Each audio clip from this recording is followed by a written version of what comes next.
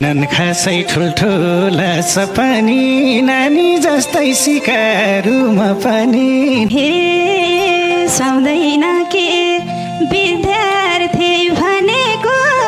सरसम्राटले सिकारु भनेको बुझे कुरा बुझ कि छौ नानु कुन जिल्लामा जन्मेकी हौ नानु हे रोल्पाबाट झरेमा भेट्नलाई हजुरसँग गाउने रहर मेट्नलाई डाली भन्थे झिली र जाली मनको सफा हुन्छन् रे रोल्पाली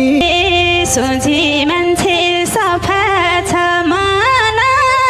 हजुर देखे नर्भस भए झन्झना के छ र कारण आफ्नै सम्झ मन शान्त पारन डाली शान्त मन पार्नलाई आए हजुरले नै सिकाउनु सुपा नातालाई नानुले काई त भएको छ कि छैन नि घरमै त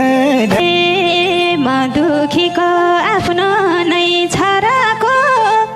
भागेछु मनमै त घरको माया दिनु पर्ने हो झन् मैले कठैभरि दुखाए मन मैले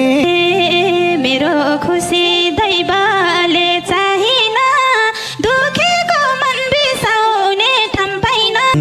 चिन्ता लिन हुँदैन मनमा उतार चढाव आइरहन्छन् जीवनमा